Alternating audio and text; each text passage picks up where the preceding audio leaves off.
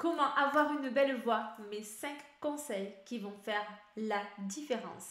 Vous êtes tellement nombreux à me demander toutes les semaines, Gaëlle, comment je peux faire pour améliorer ma voix, comment je peux faire pour avoir une belle voix. Alors je voulais vous proposer, outre les exercices de technique vocale que vous pouvez trouver sur cette chaîne, en fonction de votre objectif, par exemple développer mes aigus, développer le fry voice, avoir plus de charisme, etc. Je vais vous donner aujourd'hui 5 conseils à suivre absolument si vous voulez développer vos capacités vocales de façon exponentielle et surtout si vous souhaitez avoir une belle voix. Bienvenue à vous sur cette vidéo. Comment faire pour avoir une belle voix? Alors si c'est votre première fois sur ma chaîne, sachez que vous retrouverez dans ces vidéos des vidéos sur la technique vocale, des vidéos sur le mindset pour mieux travailler sa voix, sur la voix parlée, sur la prise de parole, sur le charisme, tout un panel de vidéos sur la voix qui vous attend juste ici. Donc abonnez-vous à cette chaîne, ça vous permettra de ne rien louper. Activez la petite cloche et vous recevrez les notifications de chaque nouvelle vidéo. Je profite pour me présenter très brièvement. Je suis Gaëlle Boudier, coach vocal pour voix parlée, voix chantée, stratégiste vocale pour orateur. Je suis installée aux États-Unis, originaire de France, et j'ai monté mon académie ici, GB Academy. Je vous y propose des formations, des coachings, des accompagnements pour vous aider vocalement, pour arriver à faire de votre voix ce que vous avez envie. Passer le bon message, la bonne émotion, la bonne technique.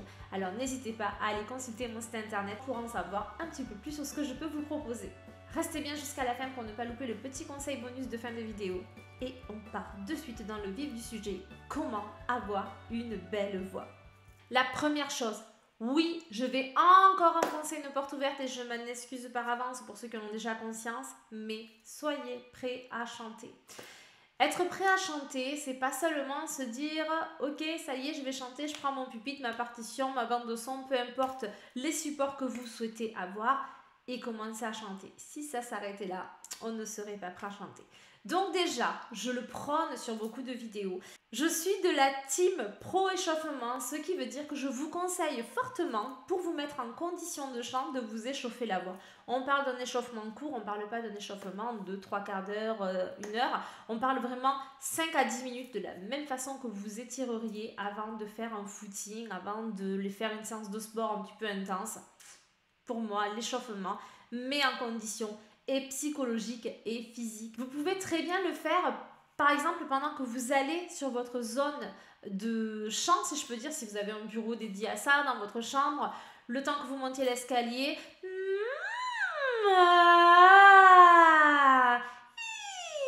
Je vous ai fait une vidéo juste ici sur un échauffement super facile à faire, sans coach, sans piano, sans professeur de chant, sans connaissance musicale.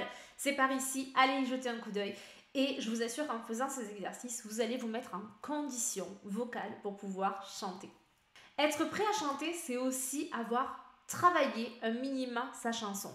Où on est en zone de travail complète, c'est-à-dire on découvre le texte, on découvre la musique, on découvre nos accords, on découvre la mélodie, et ok, pas de problème, là on est dans le travail vocal et on ne demande pas d'avoir une belle voix à ce moment-là. Si vous voulez passer le cap de la belle voix, il va simplement falloir que tout ce travail en amont soit déjà fait. Si vous voulez avoir une belle voix au moment où vous déchiffrez, c'est pas possible. Vous savez pas où vous devez aller, vous ne connaissez pas vos notes, vous pouvez pas anticiper l'énergie que vous allez avoir besoin, vous pouvez pas anticiper l'intervalle que vous voulez sauter. Donc à partir de là, il est tout à fait normal d'accrocher un petit peu. Donc en tout premier, préparez votre chanson. Être prêt à chanter, ça se passe sur plusieurs niveaux. C'est bien entendu, en premier, si je peux dire, c'est de connaître sa bande de son. Ou vous choisissez une bande de son disponible sur différents réseaux sociaux, notamment sur YouTube, et vous avez déjà pris le temps d'écouter cette bande de son.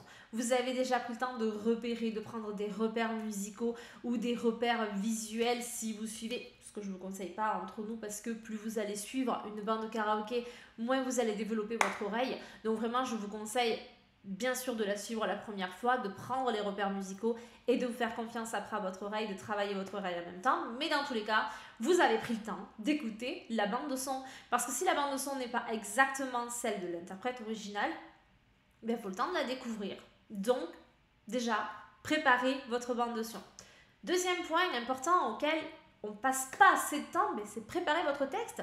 Si vous voulez chanter en anglais, par exemple, que vous n'avez pas un super accent anglais, que vous n'êtes pas fluente comme on dit ici en anglais, que vous accrochez les mots, vous n'allez tout simplement pas pouvoir travailler sur la beauté de la voix puisque vous allez être focus, vous allez être concentré sur le texte. Et donc si on est concentré sur le texte et qu'on accroche le texte par des mots en fait que vous ne connaissez pas, vous ne pouvez pas vous concentrer sur la beauté de votre voix. C'est totalement impossible. Donc, bande de son de prête, repère fait et texte déjà travaillé en amont. C'est-à-dire que vous connaissez. Et je vais même aller plus loin dans la connaissance du texte.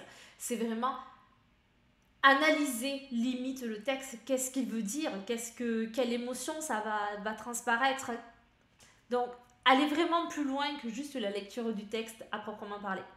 Mon deuxième point pour avoir une belle voix, soyez sûr de vos notes.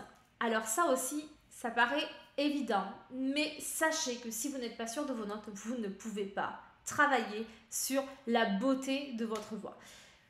Pourquoi? Parce que si vous hésitez à chaque intervalle, vous n'allez pas réussir à placer votre voix. Or, la beauté vocale, finalement, c'est quoi? C'est travailler sur le son que vous avez choisi vous, puisque la beauté est très propre à chacun. À partir du moment où on sait que rythmiquement, au niveau de la prosodie, au niveau de la mélodie, on est en place, et que bien entendu, la technique est assez efficace et qu'on ne se fait pas mal et qu'il n'y a pas de serrage au niveau du larynx, la beauté de chaque morceau est propre à chacun, l'interprétation est propre à chacun. Donc, connaissez vos notes parce que vous pourrez interpréter que lorsque vous connaissez vos notes. C'est un peu comme si vous vouliez mettre la décoration du gâteau avant même de l'avoir fait.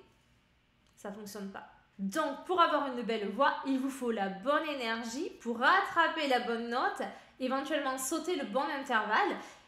Et ça ne se fera que si vous avez déjà dans l'oreille votre mélodie. Donc vraiment, entendez votre mélodie, entendez vos intervalles avant de commencer à vouloir avoir une belle voix. Je vous remets pareil une vidéo juste ici sur la justesse vocale, il y a une playlist, j'en ai fait plusieurs.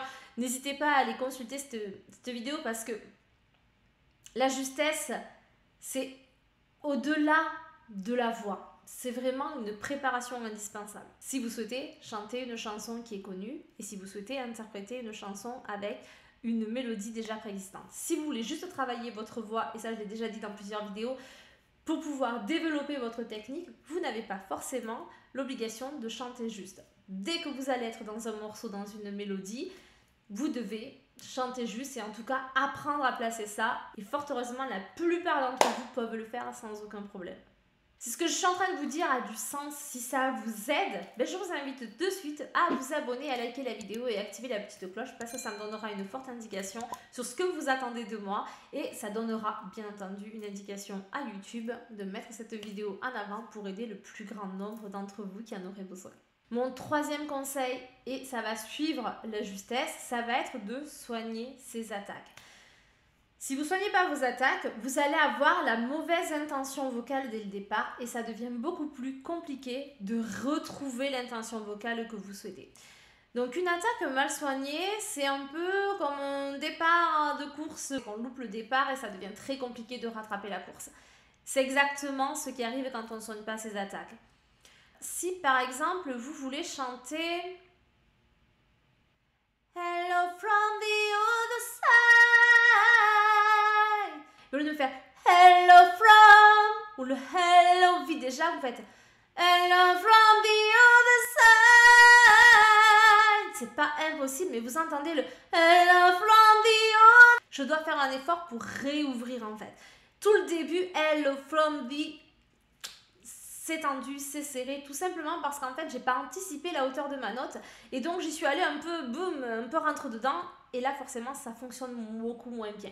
Je dis pas que ça ne peut pas fonctionner du tout parce que bien sûr, suivant votre degré de technique, vous allez pouvoir rattraper, mais ça reste compliqué. Ça reste compliqué, donc vraiment, je vous donne ce conseil, soignez vos attaques. C'est ce qui va vous permettre de vous mettre sur les bons rails dès le départ et après, vous allez pouvoir faire ce que vous voulez de votre voix. Je vais même aller plus loin que soigner ces attaques. J'ai envie de vous dire aussi de soigner votre phrasé avec la bonne émotion. On revient souvent à l'émotion, à l'authenticité. Pourquoi? Parce que c'est ça qui fait que ça sonne vrai. Et c'est ça qui fait que on est touché par une voix. C'est parce qu'en fait ça nous parle, parce qu'on a plein d'exemples de chanteurs qui sont excellemment bons et qui pour autant ne nous touchent pas, on s'y reconnaît pas, ni dans le style musical, ni vocalement, ni dans le texte. Mais à un moment donné, on sait très bien que ce chanteur, si on fait une dissociation entre ce qu'on aime et ce qu'on entend en termes de qualité, on peut reconnaître vraiment qu'il y a un travail vocal derrière et une efficacité vocale. Donc là, soignez vraiment l'émotion de votre chanson pour toucher le maximum de personnes et que les personnes puissent se retrouver dans votre chanson. Dites-vous que le texte témoigne de cette émotion-là, d'un message, et que tout message prend de la dimension et de l'ampleur lorsqu'il est avec une émotion. Donc ne négligez pas cette partie-là. Une fois bien sûr que vous avez vos notes et que vous avez vos attaques, l'émotion vient juste après pour pouvoir donner du sens vocal à votre chanson. Et je vais faire une petite grosse parenthèse sur les interjections. Les interjections, c'est par exemple « Come on !» Vous chantez une chanson de rock et Let's go !» Si vous le vivez, pas de souci, ça va sonner. Si vous faites Let's go et vous commencez à chanter, ça n'a pas d'intérêt. Retirez-moi ces interjections. Donc si vous les aimez, vous les mettez bien sûr et vous les chantez. Si vous ne les ressentez pas, c'est ça, si vous ne les ressentez pas, retirez ces interjections. Parce qu'elles sont là pour servir l'émotion du texte. Et si vous ne le dites pas avec authenticité, avec vérité, et que vous le dites sans y croire, ça dessert vraiment votre chanson. Donc là, vous faites un choix.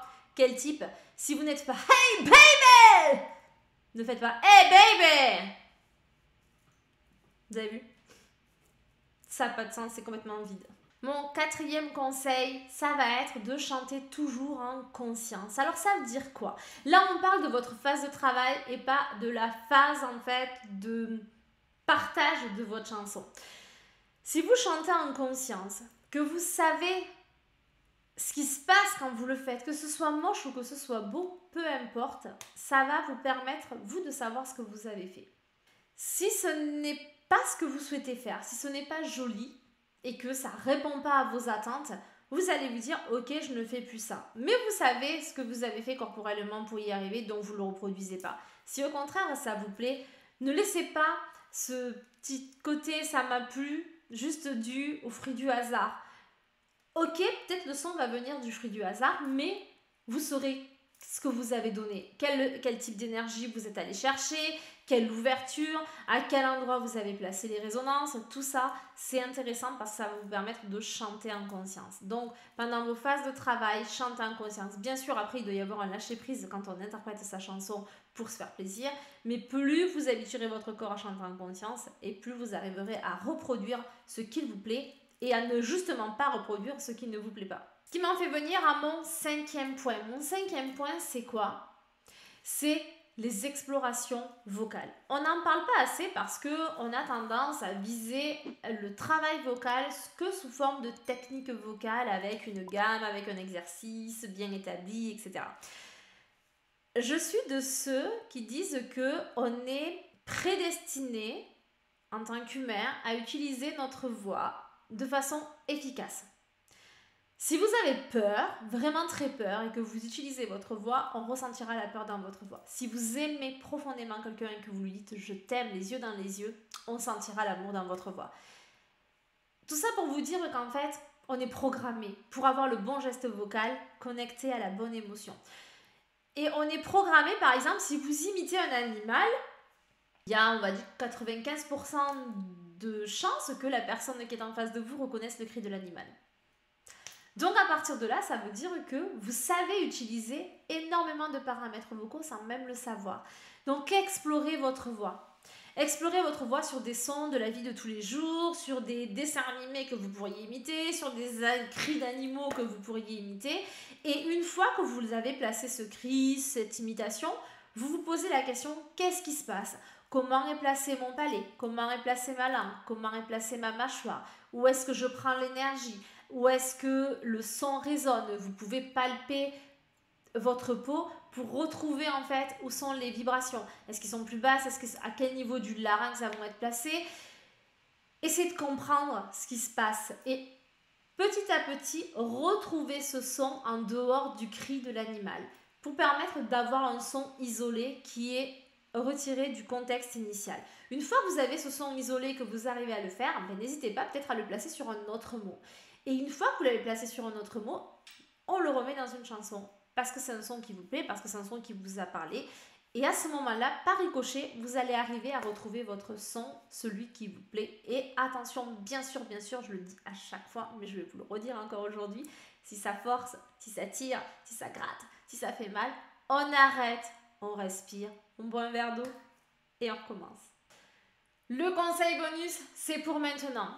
Alors, c'est un conseil vraiment qui parle à certaines personnes de façon très naturelle et d'autres personnes qui sont beaucoup plus coincées à le suivre. J'ai par expérience des coachés tout autour de moi qui, il y en a ça ne les dérange pas et il y en a ils ont beaucoup de mal à passer parce que pour eux c'est si je suis pas capable de le faire comme ça, c'est que je ne suis pas assez bon. Non, je vous le donne de suite et vous allez comprendre. C'est de savoir changer la tonalité de sa chanson. Ce n'est pas parce qu'on change la tonalité d'une chanson, de demi-ton, d'un ton et demi, et même d'une carte que vous êtes moins bon. C'est comme si vous me demandiez, je ne suis pas souple du tout, de me faire un grand écart dans un French cancan. J'en suis totalement incapable. Et pour autant, je danse depuis que j'ai 4 ans. Et je sais danser, et par contre, vous me mettrez dans du flamenco, je vous ferai quelque chose d'agréable et sympa à regarder. Tout ça pour vous expliquer que oui, on a tous des capacités, on est capable de faire des choses. Par contre, on n'est pas la copie conforme de l'autre. Donc, s'il vous faut changer la tonalité de cette chanson, c'est pas grave. Parce que dans la chanson moderne, on a une autorisation implicite de travailler la chanson et de la ramener à soi. Donc c'est totalement ok. Je ne vous dirai pas la même chose dans la musique classique où on doit suivre une partition et vraiment suivre exactement ce qui est écrit. Donc vraiment, changer la tonalité de la chanson si ça ne passe pas. Ce n'est pas parce que vous le faites une tierce dessous, une quinte, une quarte, une seconde dessous que ça va poser problème. L'essentiel, c'est vraiment que vous fassiez plaisir, que vous ayez un partage et que la personne qui reçoit votre chanson reçoivent de l'émotion et reçoivent quelque chose de beau, puisque c'est ce qu'on cherche dans cette vidéo, comment avoir une belle voix. Donc pour moi, c'est un non-sujet que de se dire je ne peux pas changer la tonalité de la chanson. Et d'ailleurs, parenthèse, les plus grands artistes changent régulièrement les tonalités de leurs chansons selon qu'elles sont en studio, en live, en fonction de leur fatigue du jour. Si une star fait une tournée mondiale sur 50 dates, il y a peut-être des soirs où elle aura moins d'énergie. Elle va choisir donc de moduler la tonalité de la chanson pour lui permettre d'interagir avec son public et de chanter surtout une chanson, cette chanson-là, qu'elle offre un son de qualité. Plutôt que d'aller absolument chercher une tonalité qui ne convient pas et où le son sera ou tiré, ou trop serré, ou pas ceci, trop ça. Donc voilà, changez la tonalité. Voilà pour ces 5 conseils et ce petit bonus qui va vous permettre de développer vos qualités vocales, d'avoir une meilleure voix, d'avoir une belle voix. Donc, je vous invite, si vous voulez aller encore plus loin, si vous souhaitez en savoir plus et vraiment que les exercices soient portés en fonction de vous et en fonction de vos besoins, de me contacter via mon site internet gaelboudier.com ou via les réseaux sociaux Facebook, Instagram ou LinkedIn pour avoir plus d'informations sur les coachings vocaux. Ça me permettra de discuter avec vous et de cibler réellement l'exercice dont vous avez besoin. Si vous souhaitez rester en contact avec moi, n'hésitez pas également à rejoindre mon groupe Facebook, groupe 100% gratuit. Vous allez pouvoir discuter avec moi en fonction des publications, poser des questions auxquelles je répondrai avec beaucoup de plaisir. Bien entendu, laissez un commentaire également si vous avez une question sur cette vidéo, si vous avez besoin d'éclaircissement ou si tout simplement vous avez un autre tips à partager avec la communauté pour avoir une belle voix. En attendant de vous lire, prenez soin de vous et de votre voix.